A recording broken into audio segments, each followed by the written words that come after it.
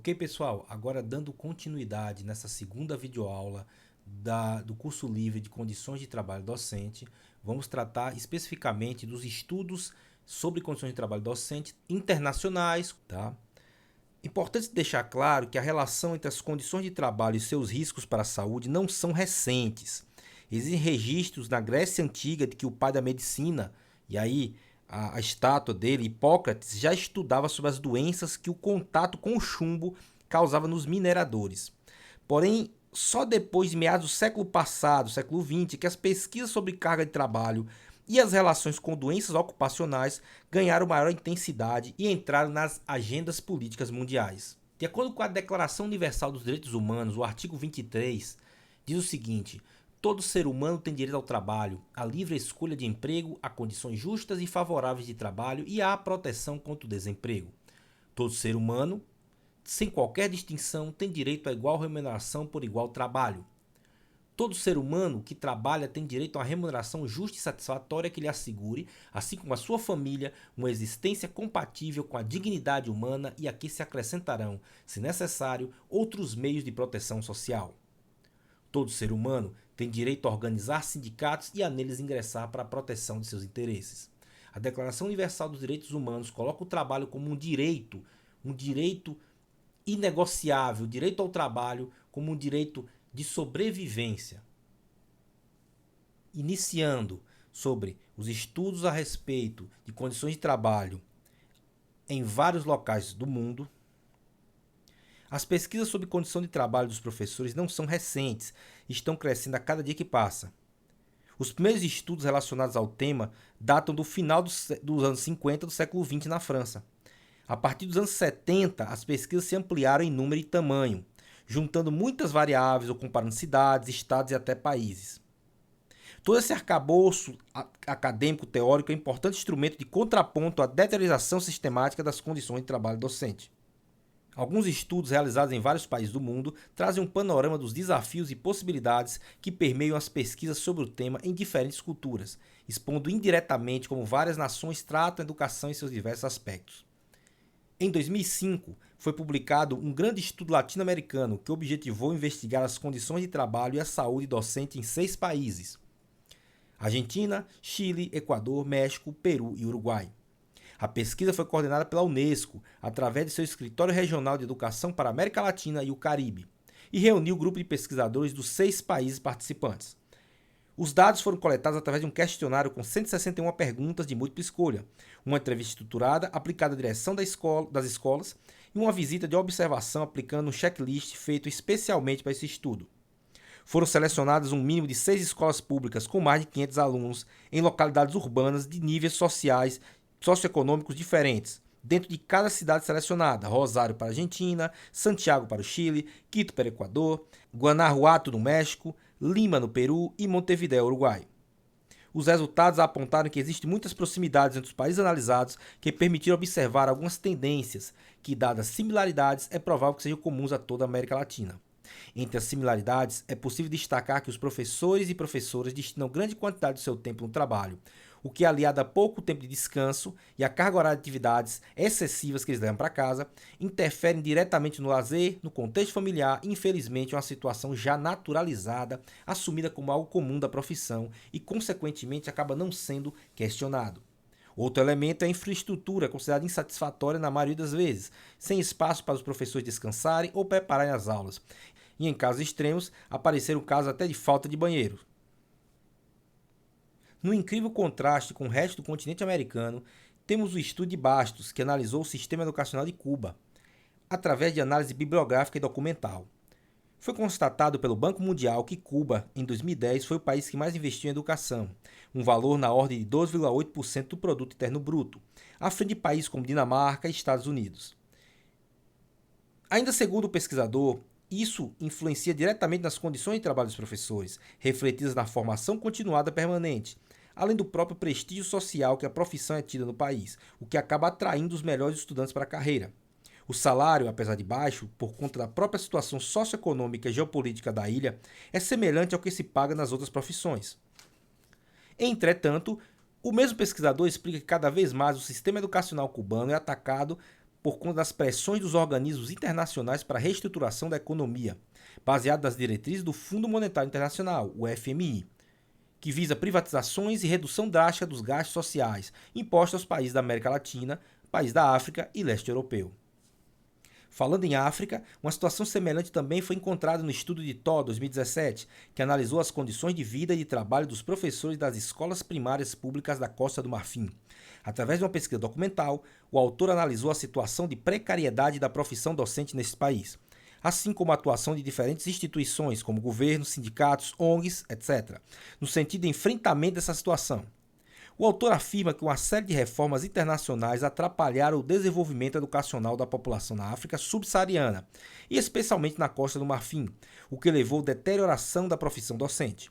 Para essa afirmação, ele se baseou em diversos estudos que demonstraram claramente a interferência do capital financeiro internacional na deterioração das políticas educacionais do seu país.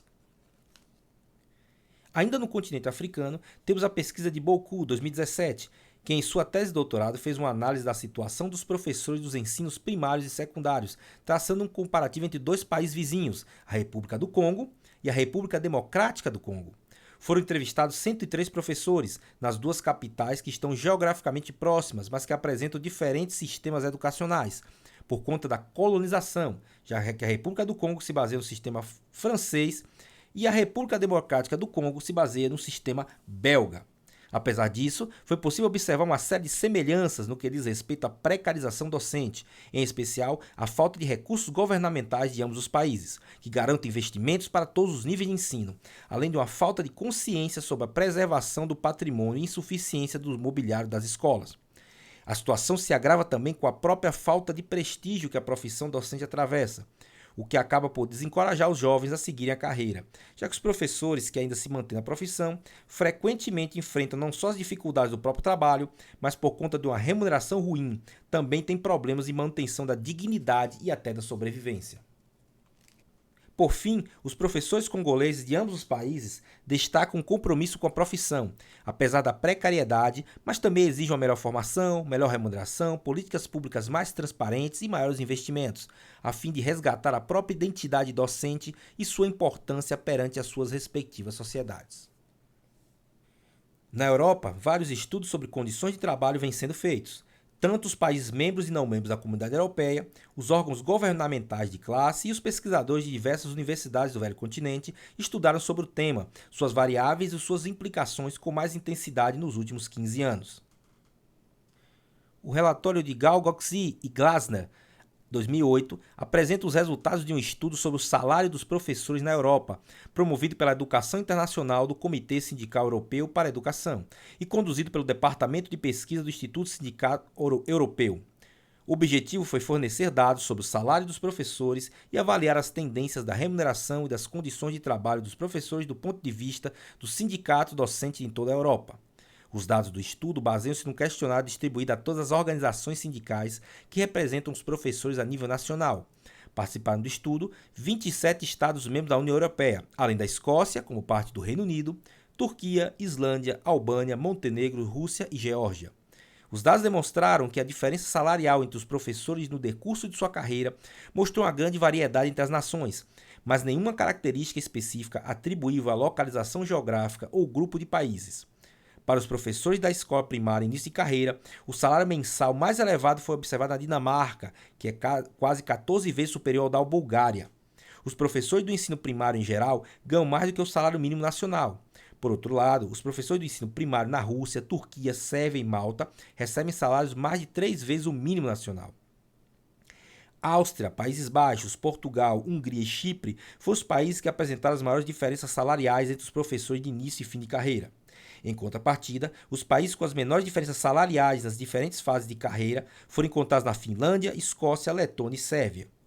No que diz respeito à quantidade de professores que trabalham em tempo parcial, regime de 20 horas, as escolas primárias e secundárias apresentam características semelhantes.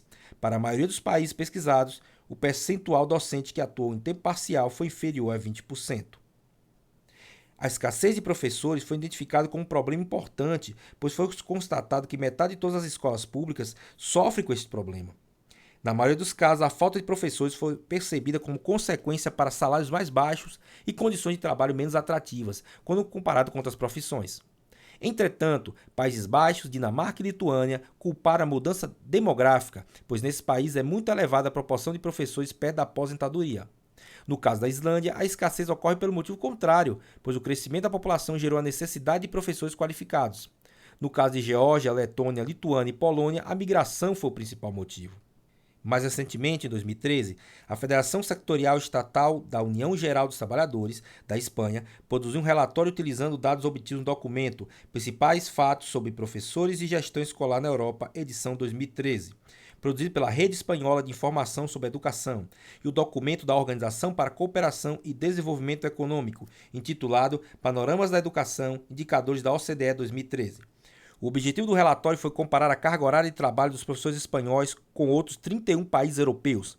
Na análise foram comparados a carga horária docente de professores da educação infantil, primária, secundária, inferior e secundária superior, de 37 localidades. A Bélgica foi analisada em sua subdivisão, a Bélgica parte alemã, parte francesa e parte holandesa, e o Reino Unido foi subdividido em suas 4 nações, Inglaterra, Escócia, País de Gales e Irlanda do Norte. Os dados demonstraram que na maioria dos países a carga horária docente dedicada à sala de aula diminui em relação ao aumento do nível de ensino. Entretanto, Letônia, Lituânia, Hungria, Polônia e Escócia apresentaram o mesmo número de horas de sala de aula, tanto para o ensino primário quanto para o secundário. E apenas na Bulgária, Dinamarca e Croácia é que o número de horas na sala de aula de professores do ensino secundário é maior do que no primário. Na maioria dos países, o número de horas semanais de trabalho oscilou entre 35 a 40 horas, já contando as horas de sala de aula e aquelas dedicadas à atividade desta classe. A carga horária docente de sala de aula não passa de 30 horas na maioria dos países, exceto Noruega, Portugal, Suécia, Inglaterra, País de Gales e Irlanda do Norte. No Chipre, só a educação secundária e na Islândia, só no ensino fundamental é que ultrapassa as 30 horas. Em comparação com a Espanha, o relatório aponta que esta tem um número de horas letivas anuais mais alto de toda a União Europeia, com pequenas variações entre suas comunidades autônomas, ficando em torno de 875 a 880 horas, em comparação com o resto dos países da União Europeia, que variam entre 763 e 766 horas.